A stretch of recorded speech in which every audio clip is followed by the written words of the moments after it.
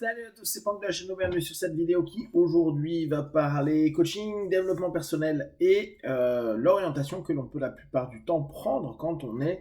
dans une démarche de travail sur soi. C'est toujours intéressant de rencontrer du monde, d'échanger, de continuer à se développer dans ce domaine-là pour nous-mêmes avoir la sensation de progresser ou en tout cas d'être plus en phase avec soi-même. Il arrive assez souvent que dans notre façon de percevoir les choses, euh, on, on ait une espèce de pression qu'on se met à longueur de temps pour atteindre des objectifs de ce que l'on aimerait devenir, ou en tout cas de l'image d'une espèce de self idéalisé, c'est-à-dire d'une projection de soi-même qu'on idéalise et qui dès lors devient une une sorte de diktat intérieur vers ce qui est euh, le bien, être bien, se sentir bien, euh, être bien pour les autres, être perçu comme bien pour les autres, être perçu comme assez bien pour soi-même, voire très bien pour soi. Et cette espèce de diktat, donc, est là comme parfois une espèce de ligne directrice qu'on pourrait dire être positif, c'est-à-dire je tends à devenir un homme ou une femme meilleur dans mon quotidien, de me sentir plus en phase, de lisser mes problématiques, de, d'apaiser certains mots, certaines euh, façons de se comporter dans le quotidien pour rentrer dans cette espèce d'imagerie de moi-même, version 2.0, 3.0, etc. Et paradoxalement, en cherchant cette espèce de perfection ou d'être élevé, éveillé, avancé, supérieur, ce que vous voulez, on est en train de se séparer, ou on peut, c'est pas forcément on est, mais on peut se séparer de nous-mêmes et plus encore d'une étape qui peut paraître complètement absurde pour beaucoup de personnes qui se plongent dans ce milieu-là, c'est-à-dire d'accepter ce que l'on est. Accepter ce que l'on est dans tous ses aspects, c'est-à-dire ses qualités, ses défauts, dans ses aspérités, dans une imagerie où en fait on ne sera pas net, on ne sera pas plus, trop, mieux. Tout ça dans le côté excessif comme pour nous rendre euh, idéal, et un idéal qui va paradoxalement nous empêcher de vivre tel que l'on est, parce qu'on n'aura jamais suffisamment d'estime de soi, ou de respect de soi, ou d'amour de soi, tant qu'on n'aura pas atteint cette image euh, externe, cette image idéalisée d'une personne qu'on estime être mieux, beaucoup plus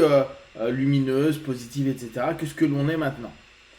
Et c'est là où on arrive sur une espèce de paradoxe, à dire bah c'est complètement con de vouloir être dans le développement personnel ou dans le développement de soi-même, hein, de sa personne, alors que tu es en train de dire que ce que l'on est au bout du compte, bah on devrait commencer à l'accepter.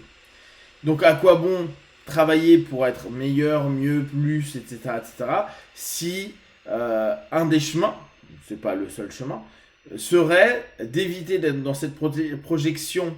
qui, pour beaucoup, devient un objectif, donc projection d'un self idéalisé,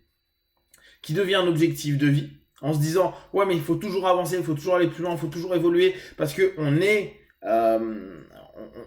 est dirigé par cette notion-là d'être plus, mieux, encore, encore et encore. Et on en arrive à une séparation avec ce que l'on est fondamentalement. Et dans ce que l'on est fondamentalement, c'est là où le paradoxe est vraiment gênant, c'est de se dire mais c'est certainement suffisant. C'est certainement assez. Euh, et il n'y a pas besoin de plus. Mais dans ce qu'on est, qu'est-ce qu'on connaît? Qu'est-ce qu'on voit? qu'est-ce qu'on veut admettre, qu'est-ce qui fait que on refuse, on rejette. Et là, si on prend des notions très basiques de psycho, ça arrive souvent par le fait que on tente de répondre à des attentes et des comportements que les autres, et en l'occurrence initiés par notre famille, notre société, notre système de base, nous proposent comme étant bien, juste, meilleur, positif, blablabla. Et une non-acceptation possible de ce que l'on est ne répondant pas à des critères prédéfinis par d'autres personnes, qui fait que nous-mêmes, dans la perception de nous, on se dit, bah, je suis inapte, je suis pas bon, je suis pourri, je vaux rien, ou je suis trop différent, ou je suis trop ceci ou trop cela. Aller dans le travail de développement personnel, de mon point de vue, c'est pas forcément aller vers tout le temps du plus. C'est pas forcément tout le temps aller vers une évolution de soi-même, qui parfois pourrait aller dans cette sortie de ce que l'on est, pour ne répondre en fait qu'à un fantasme de ce qu'on pourrait être et de ce que l'on estimerait comme aimable par rapport à un ensemble de critères qui la plupart du temps ne proviennent pas de nous-mêmes, mais d'un système qui nous a dit le bien c'est ça, le mal c'est ça, le mieux c'est ça, les gens qui sont heureux sont comme ça, les gens qui sont comme ceux qui se comportent ou fonctionnent de cette façon-là sont bien. Et ça nous met un gros voile devant les yeux, et encore plus par rapport à l'introspection et au regard introspectif qu'on peut avoir vis-à-vis de soi,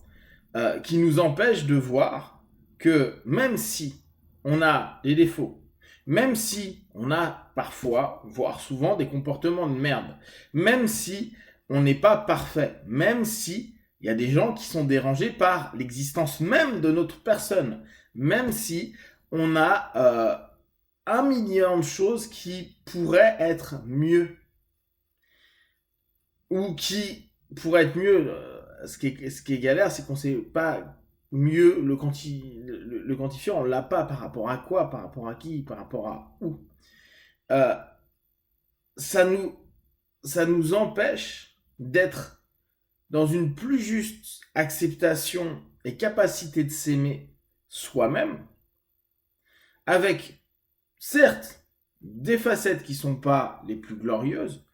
et c'est là où c'est super intéressant de travailler sur le développement perso et le travail de connaissance de soi, parce que ça nous fait autant voir nos qualités que nos défauts, et ça ne nous fait pas refuser nos défauts, parce que c'est souvent ça qui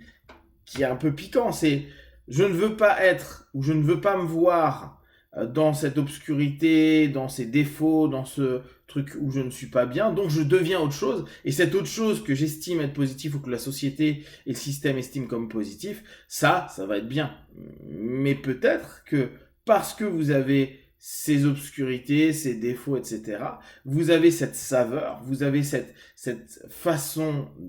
unique d'être vous-même, qui est parfois chiante, parfois bien, et qui peut être acceptable si bien sûr elle est contrôlable pour que socialement on fasse pas de mal, etc., et que derrière on ait cette absorption de soi-même avec une espèce d'accueil réel de ce que l'on peut être et de ce que l'on est et de ce que l'on sera dans toutes ces variations, et qui offre dès lors l'opportunité d'être dans une plus grande possibilité de s'apprécier, d'adhérer à soi-même, voire de s'aimer. Si vous avez des questions et des remarques, partagez sur Facebook, YouTube, je répondrai le plus rapidement possible. Comme d'habitude, de tout ce que je propose, ne prenez que ce qui est bon juste pour vous, testez, observez, analysez et concluez. Be one, ciao.